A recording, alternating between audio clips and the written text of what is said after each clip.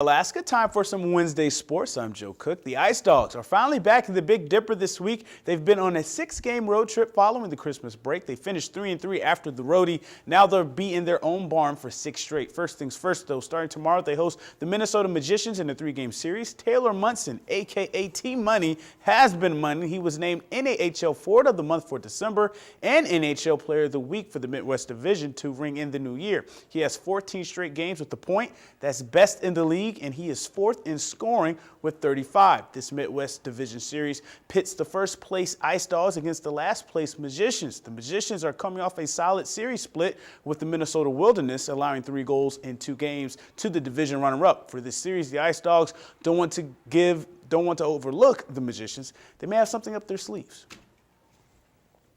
We have the toughest division in the league, and every team's really good.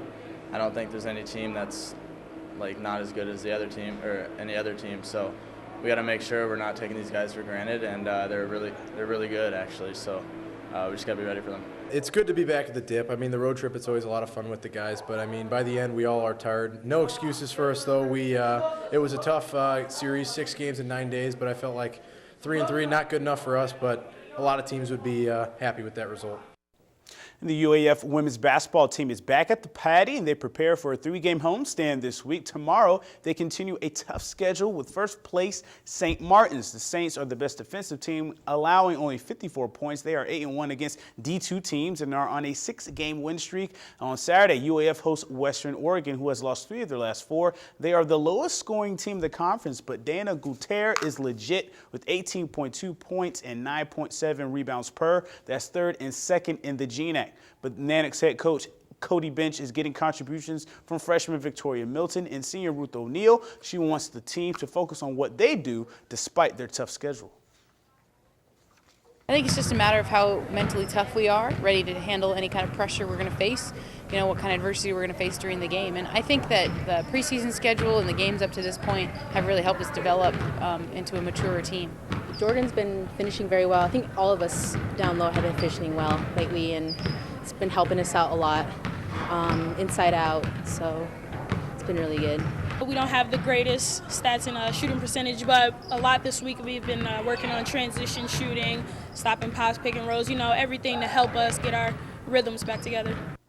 Also on women's basketball team news, Heather Hild from Chandler, Arizona signed a national letter of intent to play for UAF next season. Hild is an all-state forward, standing 5'11" for Seton Catholic Prep. Hild has 2 Arizona Division II state titles under her belt and is coming off a tournament MVP performance in the tournament in Tucson. The senior averaged 13 points and 9 rebounds her junior year and led the Sentinels in scoring in their state title run as a sophomore. Seton Catholic is currently ranked 3rd in Arizona. The Nanook men's basketball team will put their 3-game winning streak on the line this week while on the road. Thursday, they visit preseason GNAC favorite Seattle Pacific, who is ranked 11th in the country but have dropped their last 2 games. But the Falcons are tops in the GNAC in field goal and 3-point percentage, and they have the 3rd best scorer in David Downs at 20.8 per. On Saturday, the Nooks visit Montana State Billings. They are a 6-6 team with alternating wins and losses all season. The Yellow Jackets are top 4, however, in 6 defensive categories.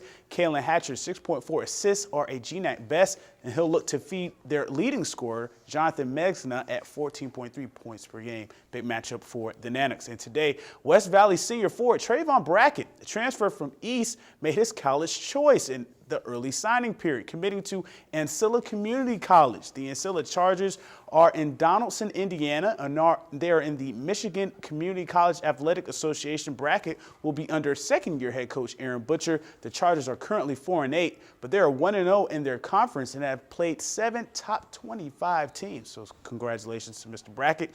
And this week in prep sports, the West Valley and Monroe boys basketball teams will be at Diamond High School. Tomorrow is the start of the Diamond Alaska Prep Shootout. Some of the best teams in the state will be in the tournament, including 6-0 Colony, currently number 1 in 4A, West, Grace Christian, Thunder Mountain, and Ketchikan, and host Diamond.